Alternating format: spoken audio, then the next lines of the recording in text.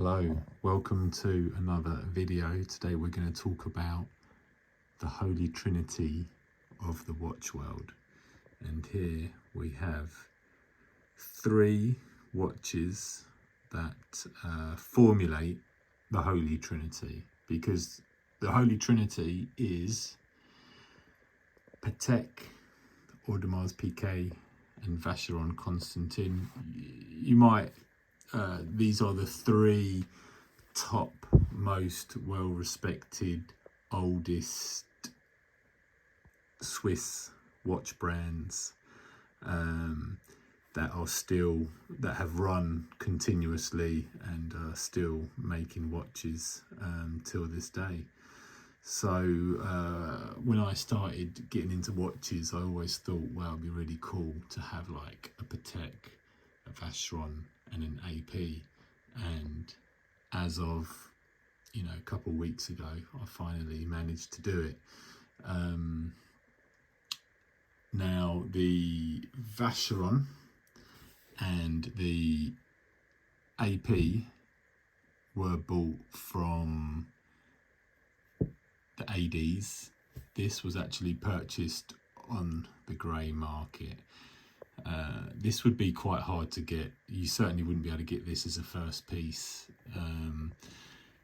So I paid list for these and I paid grey market price, and unfortunately I bought this almost at the very top of the market, so I paid over the odds for it. But you live and learn, and I'll have it for a long time and I'll enjoy it, so it is what it is. But I would like to go down the AP road and do the journey with them, and get a Calatrava and a Pilot, and then some of the other pieces, and then hopefully they'll let me buy a Nautilus or something. But yeah, so this is what we've got. Do you know what's funny is they're all blue dial, and I didn't even do that on purpose. I didn't even really know that I didn't even think too much about that until I put them all together for this video, and it dawned on me. But they're all quite different blues. This is what they call midnight blues, quite a dark blue. This is the Vacheron, really, really special, vivid, bright blue. It's even better when it's in the sunlight, but you can sort of see a bit of it there. That's the light that we've got to help. There you go, you can see a bit of it there. Really vivid blue. And this is the AP's different sort of blue. Stainless steel AP, rose gold, or as Vacheron call it, pink gold. And then the Aquanaut, that is actually white gold. It's not stainless steel. This is what they call the jumbo Aquanaut. And look at that movement there. Isn't it nice? Bring it closer so you can see it. But yeah, I'll let you see all the movements actually, because they're all. I never want to get. If a watch company does open case backs, I want the watches that are open case back, because it's just so cool to see the inside of the watch, in my opinion. Look at that. So, and here we go. That's the. In your opinion, who has the best open case back? I'll show them one more time. We got AP, pretty cool. We got Vacheron. Let me get my other hand in to help. Also, look at that. Very cool. And then we have Patek. Actually, on this one, it's actually seems like a smaller open case back in terms of how big the open case back is, but still horological perfection back there. So yeah, Obviously, I think, you know, Patek is probably the creme de la creme, then AP, then maybe Vacheron. But it's interesting to know Vacheron was founded in 1755. So it's the oldest of the three. And Vacheron also actually did the world's first complication for a pocket watch in 1770. So that was way before Patek or AP came along. Patek came along in 1839 and AP came along in 1875. So Vacheron, Patek, and then AP in terms of when they came along. But it's I don't know. I love, you know, the history and that these brands are so old.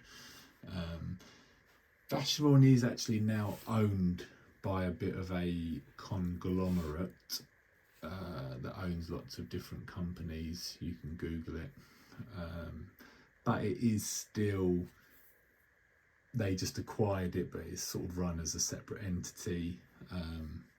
Whereas I think Patek and AP, and you can correct me if I'm wrong, but they're still the sort of same companies and haven't had like a big takeover where a big conglomerate's come in and taken them over. So, but yeah, what one would you choose out of these three watches? I think for me, as a daily, if I lived somewhere incredibly safe, I would choose this one because it's the most casual. I think if I was going somewhere a bit fancy, I would put this on. And I think if I was chilling on a yacht, I would wear maybe this one, or doing something, you know, casual, but I don't know, walking around the mall and wear that, I don't know. But yeah, unfortunately, where I live, I don't wear them too often out and about around here. But I do go on holiday a lot, so and there are occasions where, you know, with the right precautions and that, you can wear them.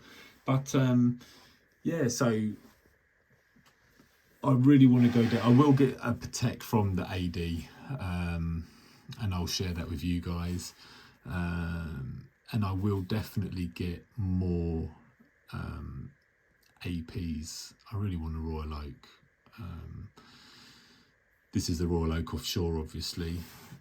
With Vacheron, I really want a perpetual calendar, but you know, £100,000 those are, and a lot of money, and I think the waiting list is quite long for them. So, you know, guys, watch collecting is a disease. You're never satisfied. There's always more out there. There's always more wonderful pieces. So, but I'm going to enjoy these, and I'm really happy, and it's really cool that I've got one of each. I would say in terms of what you get when it's delivered, I really like how Vacheron have 3 different bracelets that they give you, and for me that's you know, you don't get that with Patek, and with AP you just get the one rubber bracelet. So that's quite a nice perk with the Vacheron. I'll just show you the bracelets here. That's the leather bracelet there, and this is the rubber bracelet with the Vacheron. So it really makes this watch very versatile. Really changes the feel a lot when you put the rubber strap on. I mean the leather strap on, or the rubber strap on. And so if I was to just have one watch, you know, perhaps these two would be more tempting because you can switch the straps out. So yeah, that is the Holy Trinity. But you know, why is Rolex, they say, not in the Holy Trinity? A lot of people think, oh, surely Rolex should be in it. Well, Rolex doesn't really... Rolex is considered more of a tool watch.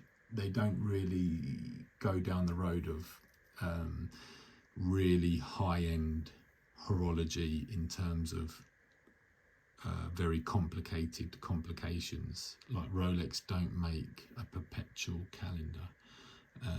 That's you know, they specialize more in dive watches and things like that. So that is why Rolex is not in the Holy Trinity. Also, Rolex came along